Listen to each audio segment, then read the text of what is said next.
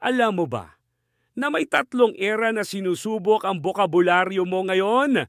Pasok kaya ang bokabularyo mo sa tatlong era ng wikang Filipino?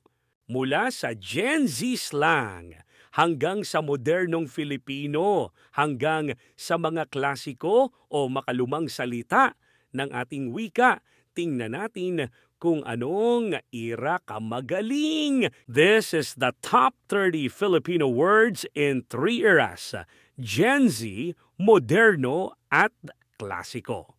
Don't forget to like, comment, and subscribe para sa mas marami pang ganitong content. Let's go! Top 30. Gen Z, salty. Moderno, pikon. Klasiko, bugnutin. Top 29. Gen Z, snack. Moderno, kaakit-akit. Klasiko, kahali-halina. Top 28. Gen Z, cray. Moderno, baliw. Klasiko, wala sa katinuan. Top 27. Gen Z, sus. Moderno, kaduda-duda. Klasiko, kahina-hinala. Top 26. Gen Z, no cap. Moderno, walang biro. Klasiko, matimyas. Top 25. Gen Z, mid. Moderno, pangkaraniwan. Klasiko, pamantungan. Top 24. Gen Z, troll. Moderno, nanggugulo. Klasiko, mang-uuyam. Top 23. Gen Z, G, moderno, nakahanda. Klasiko, naka-alisto. Top 22. Gen Z, spill. Moderno, sabihin lahat. Klasiko, isiwalat. Top 21. Gen Z, tea. Moderno, chismis. Klasiko, ulat. Top 20. Gen Z, ghosting. Moderno, biglang nawala. Klasiko, biglang lumisan. Top 19. Gen Z, werpa. Moderno, lakas. Klasiko, kapangyarihan. Top 18. Gen Z, FOMO or fear of missing out. Moderno, takot na mapag-iwanan. Klasiko, pangambang mapag-iwanan. Top 17. Gen Z, stan. Moderno, taga-suporta. Klasiko, taga-tangkilik. Top 16. Gen Z, low-key. Moderno, patago. Klasiko, palihim. Top 15. Gen Z, slay. Moderno, galingan. Klasiko, husayan. Top 14. Gen Z, flex.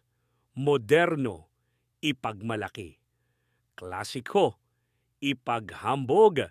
Top 13. Gen Z, beshi. Moderno, kaibigan.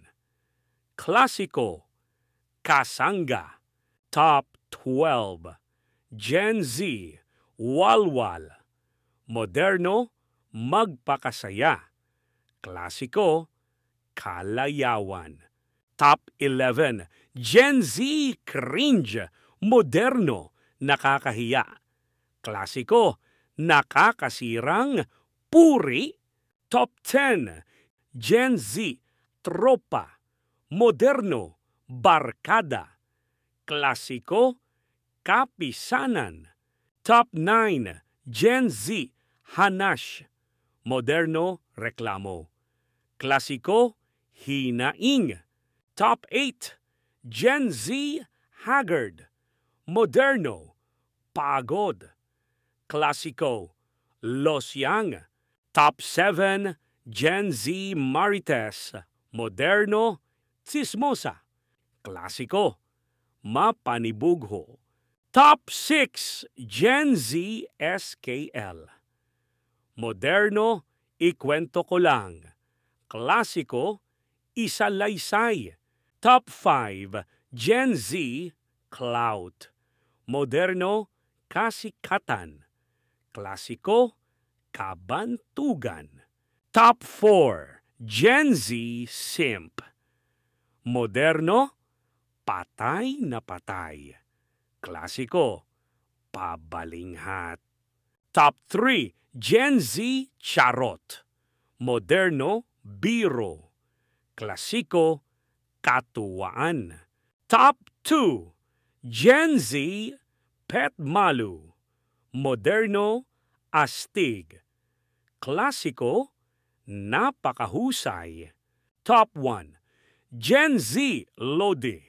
Moderno, idol. Klasiko, hinahangaan. Trivia time. Saan nga ba nagsimula ang Gen Z slang?